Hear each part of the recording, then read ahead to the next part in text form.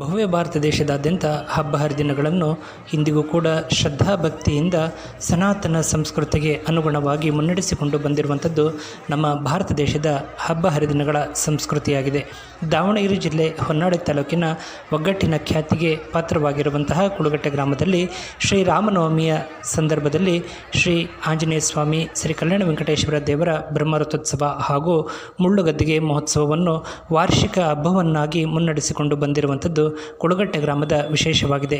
ಶ್ರೀರಾಮನವಮಿ ದಿನದ ರಥೋತ್ಸವದ ಮರುದಿವಸ ದಶಮಿಯ ದಿನದಂದು ಸಂಜೆ ಮುಳ್ಳುಗದ್ದಿಗೆ ಮಹೋತ್ಸವ ನೆರವೇರುತ್ತಿದ್ದಂತೆ ಗ್ರಾಮದಿಂದ ನಿಯೋಜಿತರಾಗಿರುವಂತಹ ಭೂತ ದೈವತ್ವದ ಗಣಾಧೀಶರು ತಮ್ಮ ಸೇವೆಯನ್ನು ಅಂದಿನಿಂದ ಇಂದಿನವರೆಗೂ ಮುಂದುವರಿಸಿಕೊಂಡು ಬಂದಿರುವಂಥದ್ದು ಕುಳುಗಟ್ಟೆ ಗ್ರಾಮದ ಬಾಳೆಬಾನ ಸೇವೆಯ ವೈಶಿಷ್ಟ್ಯವಾಗಿದೆ.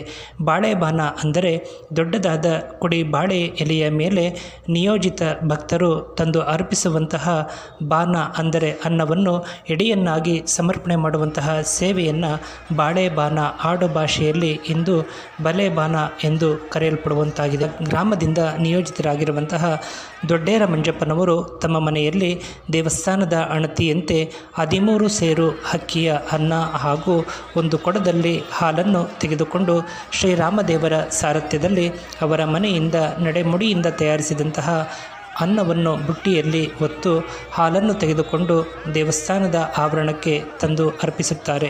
ದೇವಸ್ಥಾನದ ಮುಂದಿನ ಪ್ರಾಂಗಣದಲ್ಲಿ ಬಾಳೆಬಾನ ಸೇವೆಯನ್ನು ಸಮರ್ಪಿಸುವ ಸ್ಥಳವನ್ನು ಶುಚಿರ್ಭೂತಗೊಳಿಸಿ 3 ಮಂಚಗಳ ಮೇಲೆ ದೊಡ್ಡದಾದ ಕುಡಿಯ ಬಾಳೆ ಎಲೆಗಳನ್ನು ಹಾಕಿ ಬಾಳೆ ಎಲೆಯ ಮೇಲೆ ನಡೆಮುಡಿಯಿಂದ ತಯಾರಿಸಿ ತಂದಂತಹ ಅನ್ನದ ರಾಶಿ ಮತ್ತು ಹಾಲನ್ನು ನಿಯೋಜಿತರಾಗಿ ಬಂದಂತಹ 3 ಭೂತದೈವದ ಸೇವಾಕರ್ತ ಗಣಾಧೀಶರಿಗೆ ಅರ್ಪಣೆ ಮಾಡಿ ಅರ್ಚಕರು ಎಡೆಯನ್ನು ಅರ್ಪಿಸಿ ಪೂಜಾ ವಿಧಿಯನ್ನು ನೆರವೇರಿಸುತ್ತಿದ್ದಂತೆ ಬಾಳೆಬಾನದ ಎಡೆಯನ್ನು ಅರ್ಪಣೆ ಮಾಡಿದಂತಹ ಅನ್ನ ಮತ್ತು ಹಾಲನ್ನು ಭೂತದೈವತ್ವದ ಗಣಾಧೀಶರು ಭಾಗವಹಿಸಿದಂತಹ ಸಮಸ್ತ ಭಕ್ತ ಬಾಂಧವರ ಎಡೆಗೆ ಬೊಗಸೆಯಲ್ಲಿ ಅನ್ನವನ್ನು ಕೈಯಲ್ಲಿಡಿದು ತೋರಿಸುತ್ತಾ ಆಹಾಕಾರದಿಂದ ಆರ್ಭಟಿಸುತ್ತಾ ಸೇವನೆ ಮಾಡುವಂತಹ ಒಂದು ಸೇವೆ ನೆರೆದ ಭಕ್ತ ಬಾಂಧವರಿಗೆ ಭಕ್ತಿ ಭಾವನೆಯನ್ನು ಮೂಡಿಸುವಂತಹ ಸಂಗತಿಯಾಗಿದೆ.